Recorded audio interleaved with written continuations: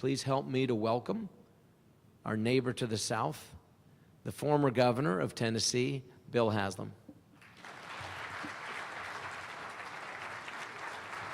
Thanks, Matt. Please have a seat. Thanks. Thank you. It is really good to be here, and it's great to be with Matt. I actually got to know Matt when he was first running for office, and was excited to have him be elected. And then all of a sudden I noticed when we were competing for jobs that Kentucky started showing up in places where they hadn't before, and I thought, why in the world did I want to help him get elected? So really, Matt, is, like it has been a privilege to work with you. I am, as Matt said, actually a former governor now, and you learn some things are different then, now. So one of those would be last night I arrived late. I'd had a meeting in New York, got in here late. Now, when you're governor and you arrive, here's how it works. There's a state trooper for whatever state you're arriving in who meets you at the gate to the airplane. They've already checked into your room at the hotel. All of a sudden, you just, next thing you know, magically your bags and you are in the room, and everything's ready.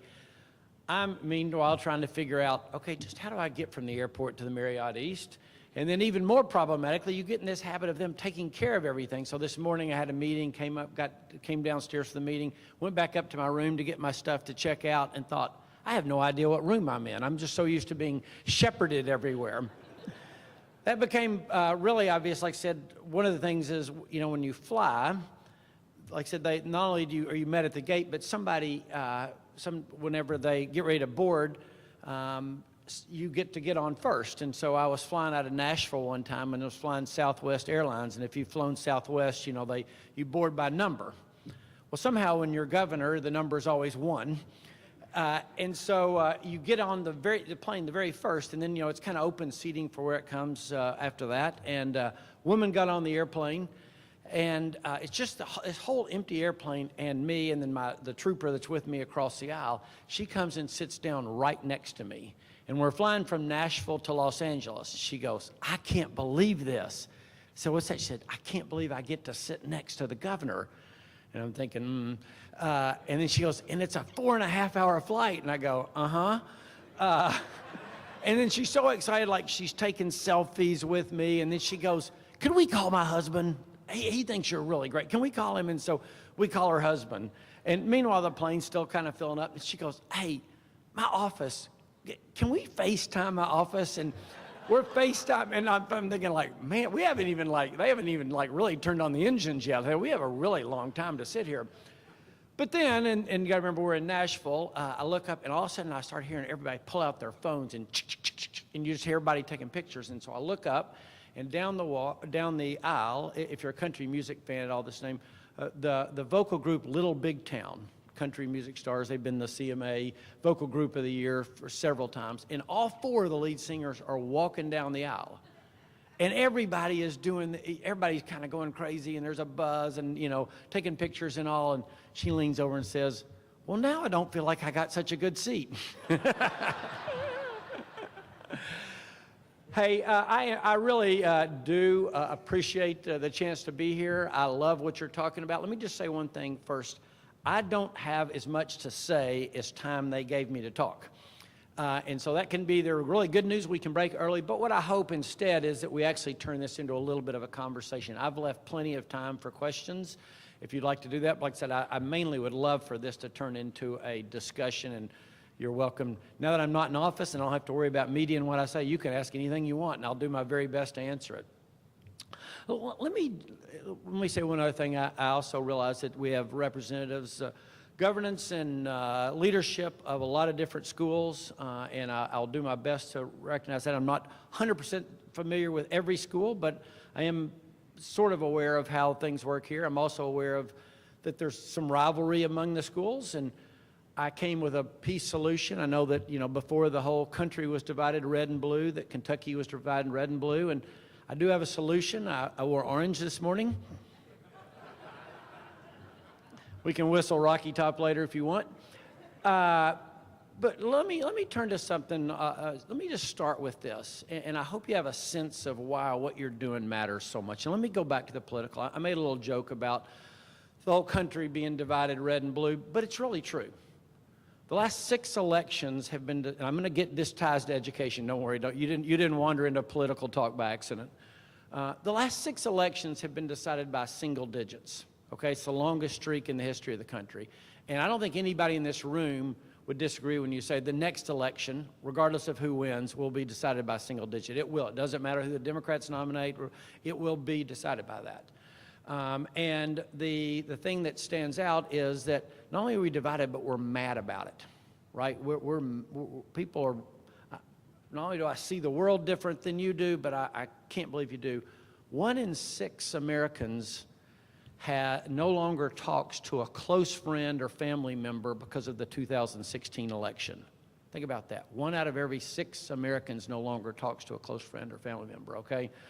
And the divide we have is you all represent schools of all different types that serve students of different types. I'll give you another interesting aspect. There's what political scientists study that they call the Cracker Barrel Whole Foods divide. Okay, and you know where, if you think about it and who they serve, you know where this is going. But when Bill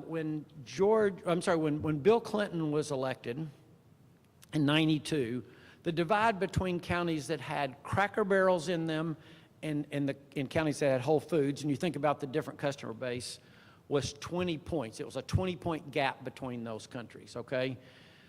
8 years later, when George W. Bush is elected, it's a 30-point gap between Cracker Barrel counties and Whole Food counties. 8 years later, when Barack Obama is elected, the gap is 40 points. And then 8 years later, when Trump is elected, the gap is 50 points. Okay, that's the difference between the typical county that has a Cracker Barrel and the typical county that has a Whole Food. And it just, to me, highlights the split of the country. So you're saying, well, what does all that have to do with us? I think that when we look at the big issues of the country, and I honestly believe this, the best hope for solving them is public education, period. And the longer I was in office, and since I've been out of office now for almost 8 months to the day, the more convinced I am that that's true. And as we look at the struggles, and again, I'm guessing the politics of this room, we have them all over the board. But if you look at that, one of the biggest issues, and again, forget what your politics are, and I'm a Republican, so Republicans don't normally say this. One of the biggest issues is income inequality. Okay, it just is. That's what the data shows. This is not a political argument. It just shows that gap is widening. Okay, and some people say, well, we can fix that. We'll just change tax policy. So, well, my personal opinion is I don't think that'll work. I mean, right now, the top, everybody says, we'll just charge the wealthy folks more. Well, the top 10% is paying close to 67, 68% of the taxes now. Okay, so can they pay a bigger share? Maybe. But can that solve the big issue that we have of income inequality? I don't think it will. The only thing that I think will truly address that long term is public education. When we became famous for the whole Tennessee Promise, but I want to back up and talk about how we got there, because I became convinced that's true, that public education and the access to it was the key to solving so many of our issues in Tennessee. Tennessee and Kentucky are a lot alike. We have some historic challenges. Historically, we have underfunded education. Both of us have. A lot of the states in this part of the country have. We have some historic poverty challenges. We have some areas of Appalachia and Tennessee and Kentucky that would look very much the same. So a lot of our challenges are very much the same. But we looked out and said, what are we going to do to make certain we can compete? And Matt was right. I mean, it's a very competitive world. And we did a study, and we had some folks come in from Georgetown University, and they said, this is in 2013, excuse me, and they said, in 2025, 55% of all the jobs in Tennessee will require a degree or certificate. I'm thinking, well, that doesn't sound so bad. 55% will require a degree or certificate. And I said, well, where are we now? And they said 32. I said, oh, well, we're going to have to change our plans some to get there. And so we started thinking about what can we do to get from 32 to 55. And obviously, the first question became about access. too many of our students didn't have access or didn't think they had access to post-secondary education. So we kind of started with the end goal and said, what if we could say to every student who graduated from high school, you have 2 years free of community college or technical school. Now, had a little track record back. I was the mayor of Knoxville, Tennessee, prior to becoming the governor, and we had done that in our county. We had some people come forward just with philanthropic dollars and made that what we called the Knox Promise, and said, you know, if you graduate from high school, you get 2 years free of community college. But we knew a couple of things. Number one, we had to figure out a way to scale that to take it statewide, and then number two, how are we going to pay for it? Those philanthropic dollars are wonderful, but they get tired after a while. And we couldn't promise that a baby born today would have that offer available to them then. And so we started out with that kind of the end goal in mind. What if we could say that we would do that? Now, when we did that, there were certain challenges. Number one, how are we going to pay for it? Number two, Tennessee's a state, and again, remember, I'm Republican governor, but we're a very, very heavy red state. Our super majorities for Republicans legislature. And we had a lot of folks saying a couple of things. They said that the two big challenges to it were, number one, well, this feels like another entitlement program. Feels like another big government entitlement program, number one. And then number two, folks were saying, well, why just high school students? Why not for everybody?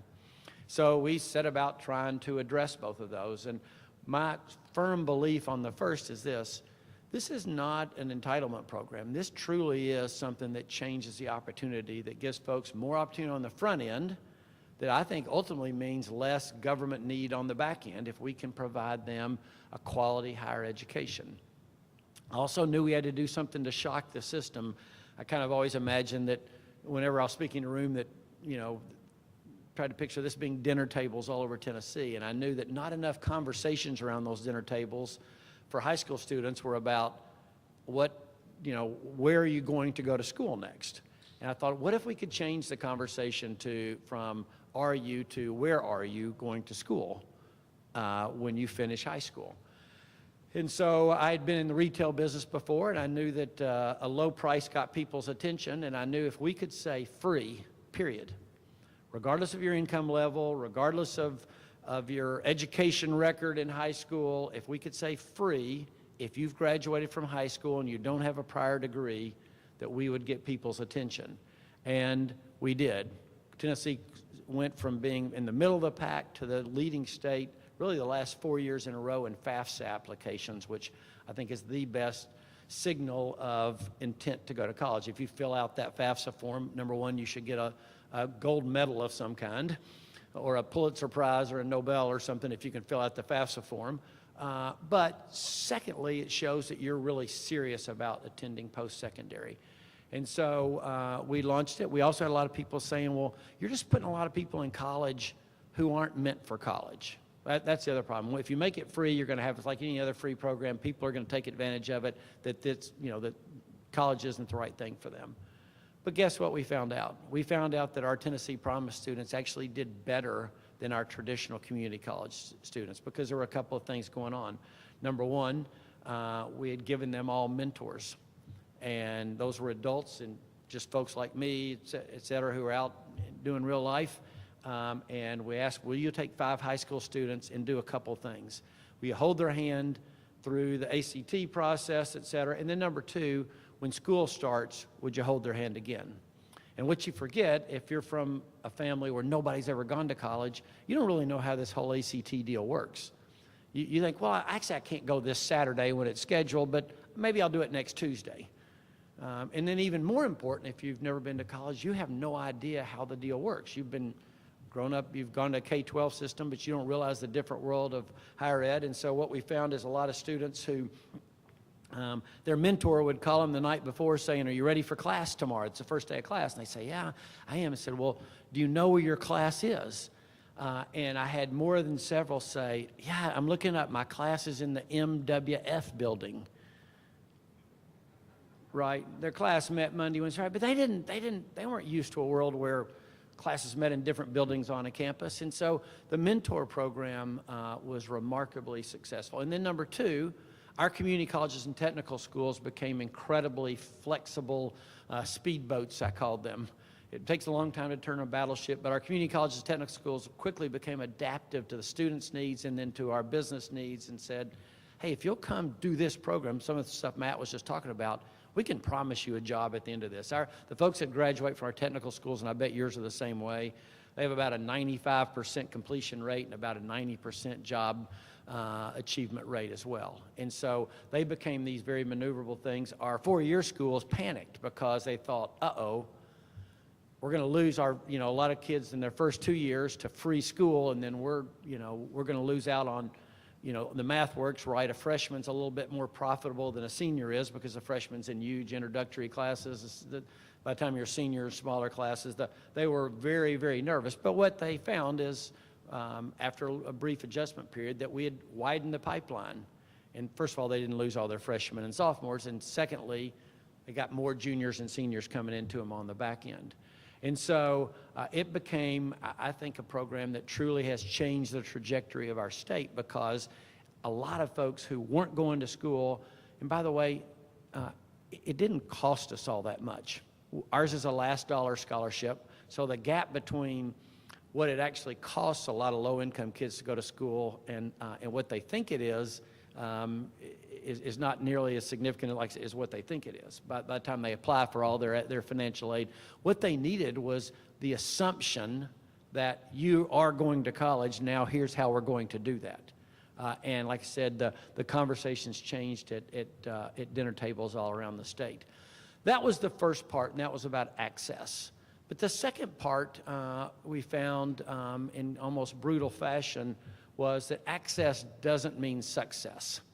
That getting people into college doesn't necessarily mean they're going to complete. I know you all, I think Matt just referred to your outcome-based formula. We have what we call a complete Tennessee formula that works very similarly. But even beyond that, it was about how do we make certain that student succeeds? And so our colleges and universities, again, have tried to, in terms of their counseling service, to change their approach.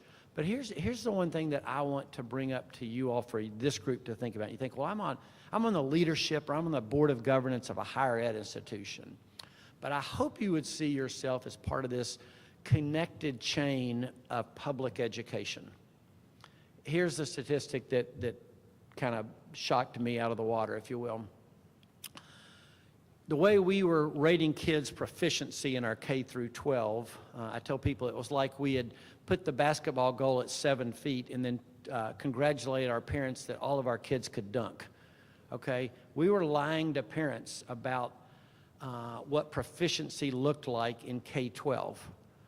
We went through and adjusted our standards, raised our standards and expectations, and here's why.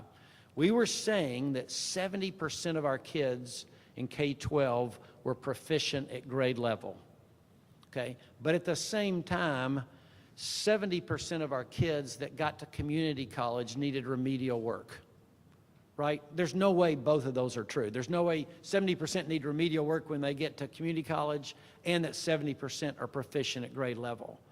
My point here is in the battle the constant battle over K-12 education, in the battle for higher standards, and making certain that we have an assessment that's matched to what we're asking those standards to be, and making certain we're evaluating teachers on those outcomes. As folks who are integrally involved in higher education, you need to be a part of that discussion. All the free college in the world won't help if students aren't prepared when they get there. So in those discussions that are happening, the voices coming out of Kentucky's colleges and universities need to be at the table for here's what we're receiving out of our K-12 institutions. Here's some input that we think would be helpful. And for all of your universities that have teacher prep programs, you need to realize that it is this virtuous cycle. The better teachers you produce, the better students you get. And for a lot of you, and again, I can speak blatantly because I'm not, or bluntly because I'm not in office, it's not my state. For a lot of you, teacher prep programs are very profitable programs. It costs a lot less to train a teacher, particularly an elementary teacher, than it does an engineer.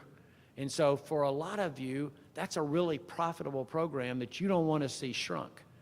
But I would argue you have to do your part to make certain that you're accepting the students into your programs, and you're training them in a way that you're going to ultimately get the students that you want back out of those programs. So it's about access, it's about success, and the success is closely tying higher ed to K-12. And the third thing is this, and I'm gonna back up now and go back to 30,000 feet. It's about defining what your purpose is. And by that I mean this. I'm willing to bet, I don't know Kentucky all that well in terms of each of the schools, but I'm willing to bet that there's a little unspoken debate going on in your campus about whose school it is. There are students who think, this is our school, it's about us. There are faculty members who are convinced, no, this is our school. We're the ones that are the continuing flow of this school. There are alumni who think it's their school. And the argument can keep going on. Here is what I strongly believe. It is the state school, and it's here to serve the people of the state of Kentucky.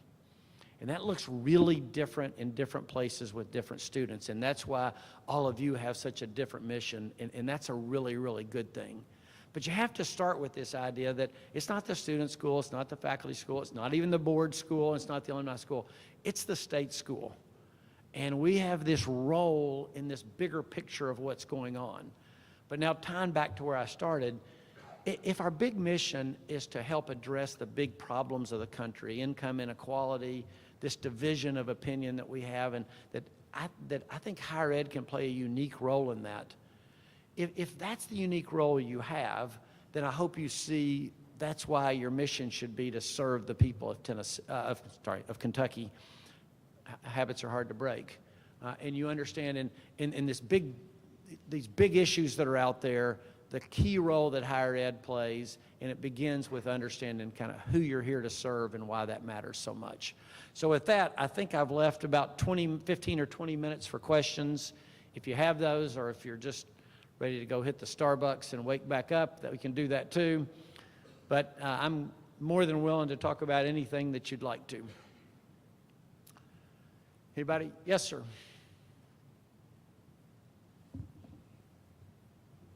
Thank you. In talking to some of my peers in Tennessee of community technical colleges in that system, they talk a lot about how the policies and the funding structures were aligned in order to encourage and incentivize the relationships that you're talking about. I'm wondering if you could focus on a few of the policies and the funding streams that you felt were essential for making the Tennessee Promise work.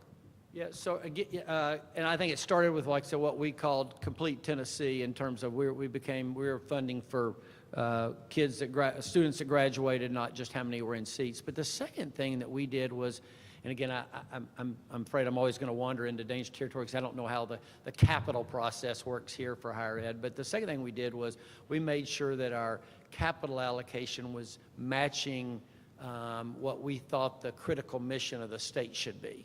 And so we realized that we had historically been funding capital at our schools based on who was next in line, rather than what fit the strategic mission the best.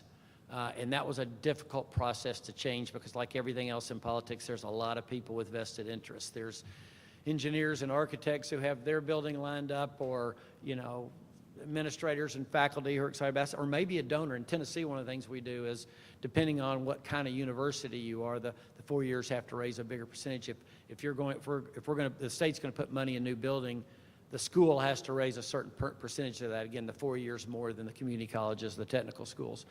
But we also had donors who said, man, I've raised my hand to give $30 million, you know, where's the state 60 to match it? And we had to basically say, we appreciate that, but that's not next on our priority list. So I'd say in two things. We're funding based on completion and those degrees that were completed, number one. And then number two, we were allocating capital in an appropriate way. I'll make another comment here, and this is, again, I can wander into dangerous territory. One of the challenges I think you have to make certain is that you've allocated your human power according to where the need is.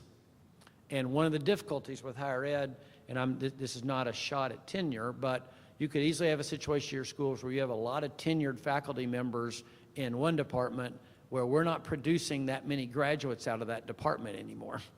And so one of the things I think you constantly have to look for is, personal opinion, what are we spending per degree awarded in each area at each school?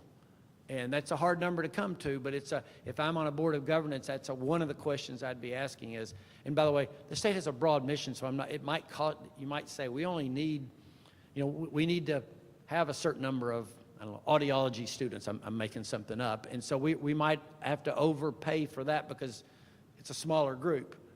But you still have to make that decision and be aware of where you're spending your dollars.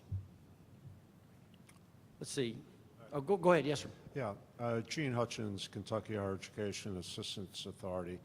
Can you talk a little bit about what's happening and has happened in Nashville and why they're experiencing such an economic boom? Yeah, so the question is, what's happened in Nashville? Nashville is a boom town, and there's so much going on there. It's like everything else that it's not just one answer. It's about 4 or 5 things.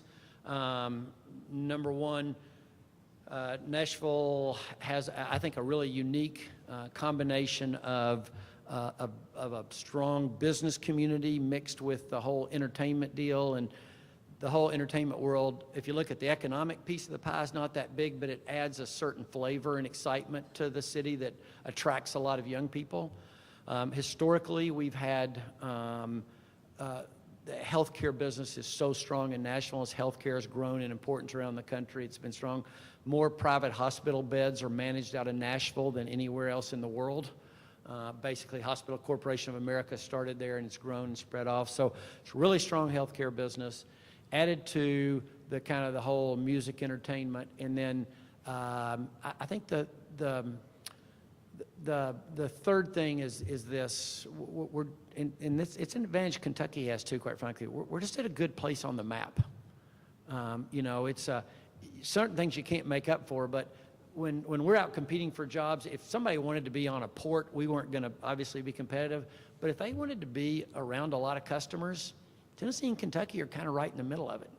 And Nashville's taking advantage of that. And then the last thing I'd say is this is, Nashville's had some really good, and again, I'm a Republican. These have all been Democrats. Nashville's had some good local leadership and some mayors that stuck out their necks in the right time. They're all Democrats, different party than I am, but 2 or 3 mayors, one who was my predecessor as governor, stuck his neck out and built up downtown Nashville and did some things that were hard to do, and all that came together. But I'll add another thing. We also have a great, and this is where y'all come, we also have a great mix of higher education.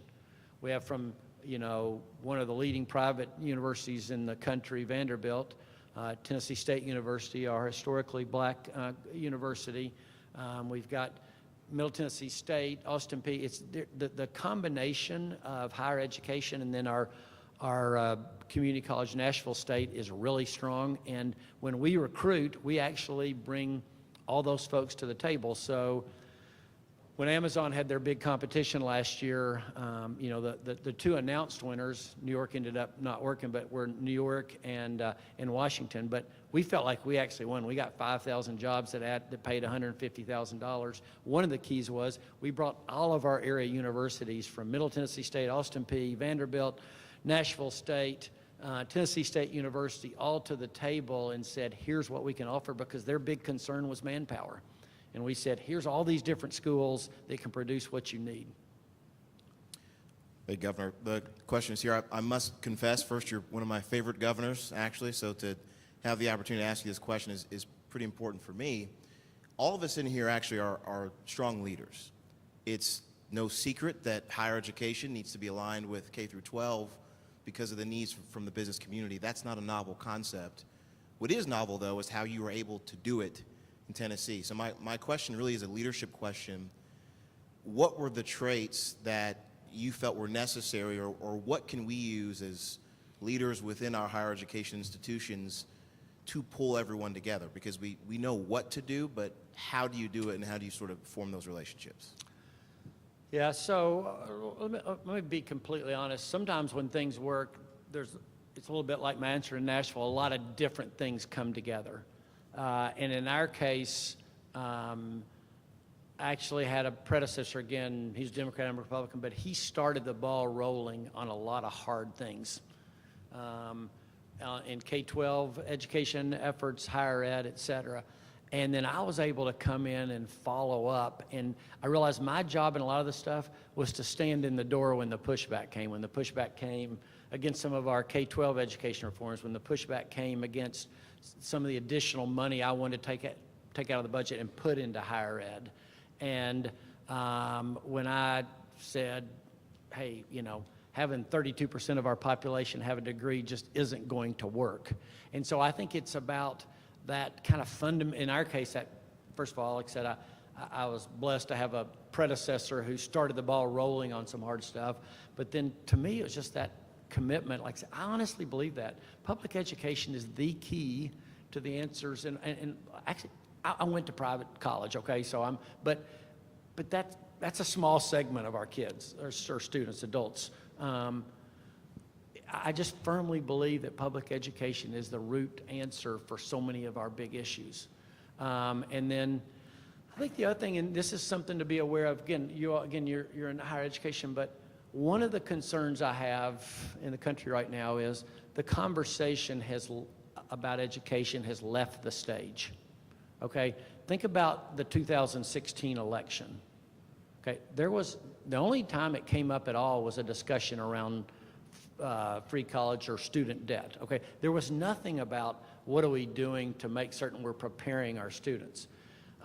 We went through a period in our country, again, do your best to forget your own politics for a second, but think about this. We had a Republican president, George W. Bush, come out and say, I don't think any child should be left behind. Now, No Child Left Behind, and the way it played out had some issues, but think about it. You had a Republican saying, I think every kid in every zip code deserves a quality education, and I think we should put the metrics in place to make certain we're not kidding ourselves. That was phenomenal. Then you had a Democrat president, Barack Obama, do something maybe even harder to do politically. He came in and with his race to the top and said, okay, we're going to provide more money to states, but it's going to be based on raising your standards, having a year-end assessment that measures growth, and then having an evaluation for your teachers that was tied to that year-end assessment. Now, if you're a Democrat, one of your biggest voting bases is teacher unions. They don't like that last piece, but you had a Democrat president with the courage to do that. What I'm saying is, you had these incredible years. This isn't about Trump, okay? This is about the conversation about education has left the stage. And it's to me, it's a really, really bad thing for our country. So one of those things, the leadership for all of us, like I said, I'd say if you find something successful, build on it. If you have, you need to have your conviction about why this matters and stick to it. And then number three, we all need to be a part of raising the conversation back to it where it was. I guarantee you this election will be the same. I mean, the Democrat primaries, like the Republican primary last time, talking about a lot of things, but nobody's talking about what role education plays in that. Yes, let me go back, yeah. Governor Haslam, Bridget Ramsey with the Pritchard Committee for Academic Excellence, something of a sibling organization to your Tennessee SCORE, but we also focus on higher education. So we've watched as under your leadership, Kentucky's longest border state may be the state that has increased funding for higher education the most in the nation. So you've positioned Tennessee to turn the corner into the future economy on the inside of the curve. Can you share with us how you made that happen? Yeah, a couple things. Again, it's about making it a priority, and we did the same thing with K-12, by the way. One of our goals, we didn't quite get there, was to have our K-12 teacher salaries improve faster than the other state, and we ended up being in the top 10, not in pay, but in terms of improvement. So we tried to do the same thing, again, back to that fundamental belief. So a couple of things that we did. Number one, we made some hard decisions around our budget. The reality is with state budgets, it's unlike the federal budget. You can't just spend whatever you want to. It has to balance every year. And it helps to know, Matt talked a little bit about some of the challenges around the pension system here, but it helps to know what happened to state budgets over a 40-year period, and because it's not just Kentucky and Tennessee, it's everywhere. What happened in state budgets that as Medicaid grew and took a bigger and bigger percentage of the budget, something had to give. Most governors weren't going to cut K-12 because it felt fundamental and because there was no other funder. Higher ed, people thought, well, there's another payer. There's the student or their family, and so we can cut higher ed or just not raise it, and that's how we'll make the budget work as Medicaid grows and takes a bigger and bigger percentage of the pie. That's just what happened across the country over 40 years. So what we try to do is to come back in and say, well, how can we readjust our budget to find more money for things that we think they need to go to? And we took a hard look at everything from, how much we're using 1 million less square feet of real estate in Tennessee now than we did before. We found better ways to manage a lot of things, but the goal of all that was every dollar we freed up was going to go to education, because I just felt like two things. Number one, it was the key, and number two, we had underfunded in Tennessee in the past. I'd say this. I think one of the beauty, if you look, again, if I don't know this room very well at all, but I'm pretty sure you all represent the whole state, different places, different institutions, serving different students. You have an incredible constituency in here to go and speak, and to speak to the importance of what you're doing and why it matters, and again, to the importance of K-12 and some of the things that your organization is working on. So the fact that you're in this room means you have some status and influence, or you wouldn't be sitting in here, and the fact that you represent who you do means your stick's probably bigger than you think it is. Maybe one or two more, and then I'm gonna, if anybody, yes.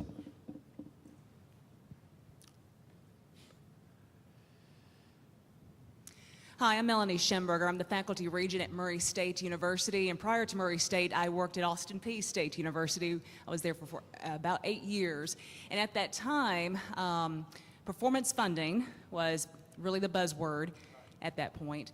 Can you speak to what the model is looking like now? When I was there, I remember, of course, it created a lot of fear, but what I think was the best thing about that model was that the metrics could be chosen by the various institutions. Can you kind of speak to what the model looks like today? We did try to make it more flexible, and the model was actually, again, put in under my predecessor, and I think they did build some flexibility into that. The model has changed somewhat since I'm not sure when you left, but not that much. It would still look fairly flexible. We've let the schools, I haven't been able to totally choose their own metrics. It still was, there were some fundamentals in there, but we've built some flexibility in terms of what their students look like. For instance, our University of Memphis serves a population that is traditionally lower income, more first-generation college students, et cetera, than the University of Tennessee Knoxville would. So their metrics look a little different. They all have to be approved by our Tennessee Higher Education Commission, which matches this organization. But we did take into account different student populations, different student missions to do that.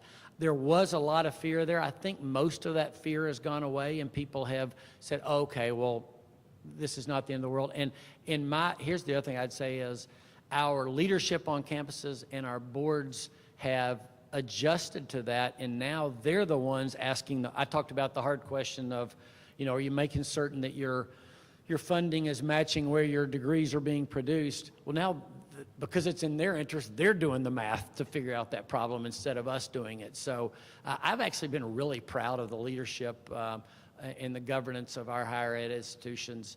Higher ed has a bad rap for being kind of slow to change. I think some of that is deserved, but I think our folks have reacted really well to it. Well, let me end. First of all, you might say, well, why does the ex-governor of Tennessee care what happens in higher education in Kentucky? And I'll come back to where I started. This is the issues that you're addressing are bigger than, what happens in Eastern Kentucky or Western Kentucky or Tennessee or anywhere else.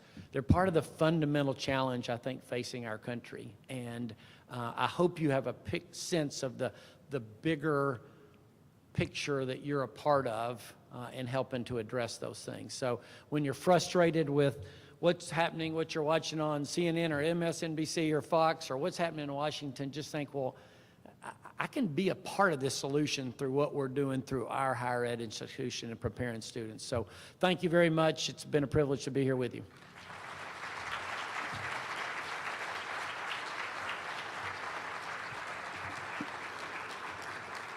Indeed, he's actually one of my favorite governors.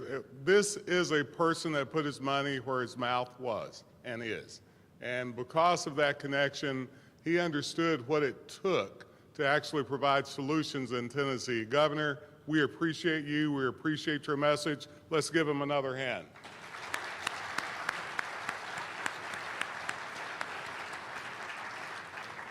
Governor Bevin had to leave, but we appreciate his message also. The item that I will tell you, this morning we've talked a lot about a lot of different things, but the biggest theme you've heard is that higher education matters. And not only matters in a way that may be colloquial to our campus, but it matters to the state. It surely matters to the way we have to think about our future. Thank you for this morning, Governor. Once again, thank you for being with us.